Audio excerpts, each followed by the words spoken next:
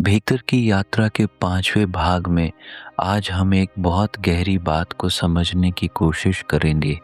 क्या सच में दुनिया बदलती है या बदलता हुआ कुछ और है?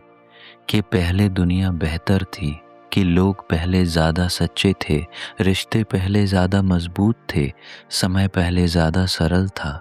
लेकिन क्या सच में ऐसा है या ये सिर्फ हमारे देखने का तरीका बदल गया है? सच ये है, हम दुनिया को वैसी नहीं देखते जैसी वह है, हम दुनिया को वैसी देखते हैं जैसे हम हैं। यदि भीतर अशांति है तो बाहर भी अराजकता दिखाई देगी। यदि भीतर भय है तो दुनिया खतरनाक लगेगी। यदि भीतर असंतोष है तो हर जगह कमी दिखाई देगी।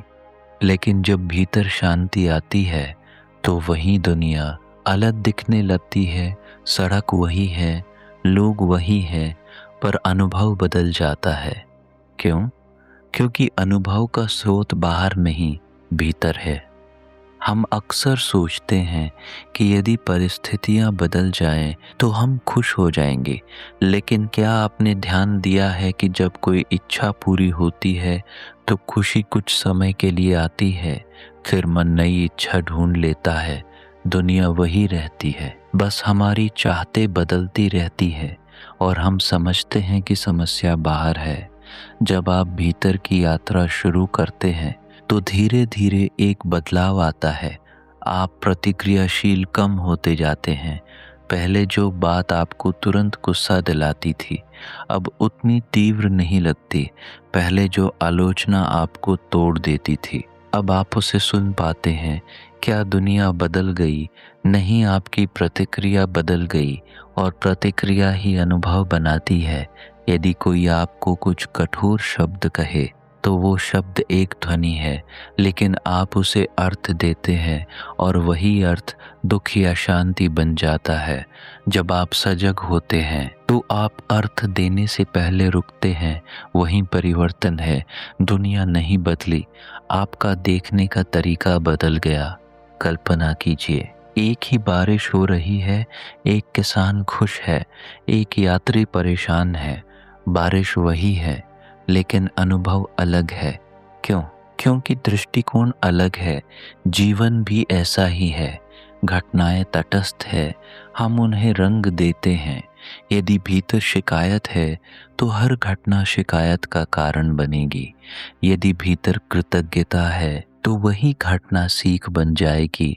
जब आप भीतर से बदलते हैं तो आप तुलना कम करते हैं। आप मान्यता की भूख से मुक्त होने लगते हैं। आपको हर समय सही साबित होने की जरूरत नहीं रहती। यह बहुत बड़ा परिवर्तन है।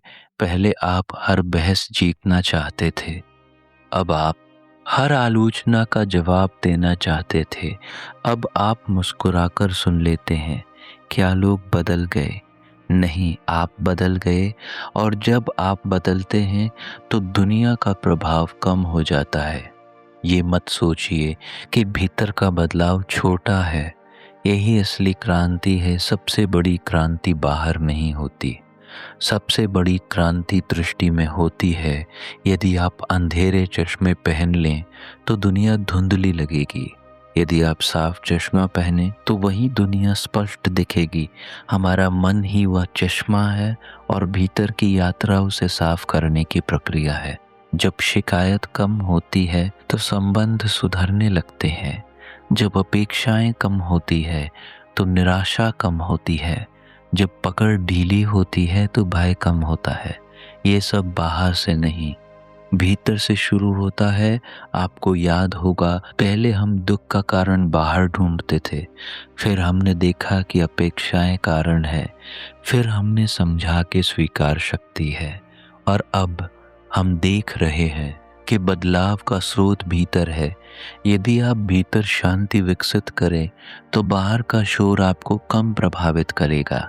यदि आप भीतर स्पष्टता लाएं तो बाहर की उलझनें सरल लगेंगी। जब आप स्वयं से मित्रता कर लेते हैं तो दुनिया शत्रु नहीं लगती, और यही स्वतंत्रता है। स्वतंत्रता परिस्थिति से नहीं, दृष्टि से आती है। आज से एक प्रयोग कीजिए।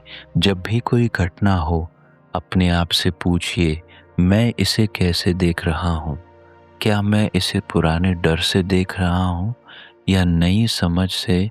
धीरे धीरे आप पाएंगे कि अनुभव बदल रहा है, लोग वही है पर आप हल्के हो गए हैं, जीवन वही है पर आप कम संघर्ष कर रहे हैं। दुनिया नहीं बदली, आप बदल गए हैं और यही सबसे बड़ा परिवर्तन है। भीतर की यात्रा का अर्थ है बाहर को बदलने से पहले भीतर को समझना।